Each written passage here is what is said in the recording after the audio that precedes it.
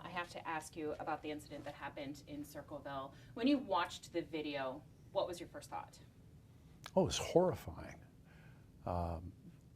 That officer did not act, at least according to the video record, the way he was trained or according to protocol. First of all, I don't think the dog should have even been out of the car at that point. If the dog was out of the car, it should have been on a lead. And of course, the dog should not have been set loose. So this is very troubling.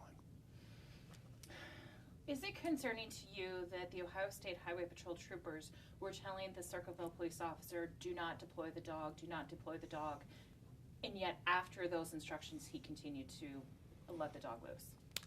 Yeah, so the investigation is still ongoing, so we should make sure that we know what all the facts are.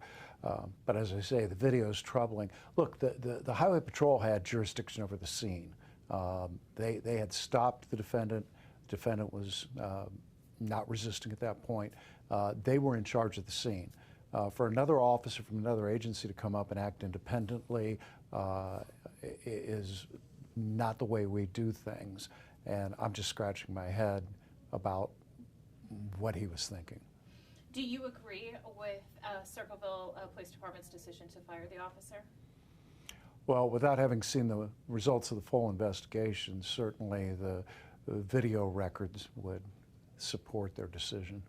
There's been a lot of questions from members of the public who don't understand the training that goes into both the K-9 and the handler. Can you explain the uniform training or the different policies that Sure. the department may have?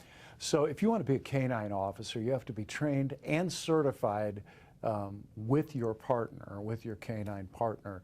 You don't just sign up and go out and do this. The training is the same across the state. We have a uniform standard, and it's very explicit. So let me tell you, one of the things that's important here, in order to get certified to be a K-9 officer, you have to be able to demonstrate that you can bring your dog from an attack to standing down with nothing but a verbal command. You don't go wade in and try to pull the dog off or have to rely on the leash. The dog must respond to your verbal command, and if you don't, neither you nor the dog gets certified. So that was one of the things that was especially concerning about what I saw on the camera. Aside from the fact that the dog shouldn't have been even out of the car, the fact that after the attack happened, the officer was apparently unwilling, not really sure, but did not command that dog to stop the attack. That's not the way this is supposed to work. Do you believe it was a policy or training issue that happened here? This is not a training issue. The officer simply didn't follow his training. He exhibited poor judgment, bad decision making. How does the Circleville Police Department, if you were to advise them as the top law enforcement official in the state, how do you advise them moving forward to regain the public's trust after an incident like this? Well, I don't think that we even have all the facts yet. So the road back to trust is to act in a trustworthy manner. I'll be candid with you, and this is just one person's opinion.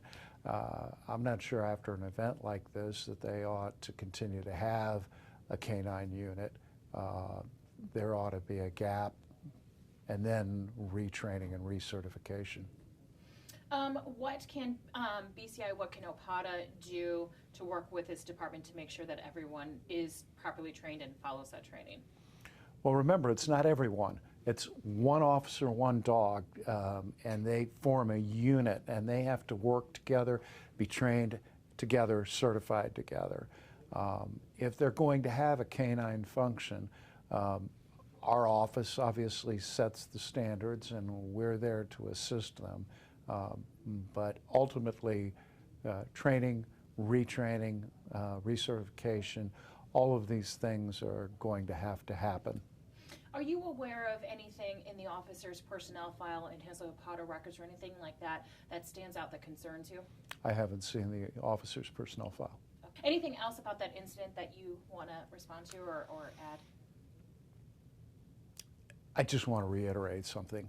This is not a training issue. The officer did not follow his training. He acted contrary to his training. And look, any organization that has human beings is going to have people that don't follow their training, whether you're talking about a cashier at Target or a scientist in a laboratory. Humans end up making errors in judgment. This was a tragic and horrific one. Okay. Do you mind if I move on and ask you about a couple other topics? Yeah, that's fine. Actually, I should say one other thing. Because so I don't think anybody can look at that video, at least that's of a certain age, and not think about Bull Connor setting the dogs loose in Selma against the peaceful demonstrators. The canine units are an incredibly valuable law enforcement tool, but when they're used like this, it's horrifying.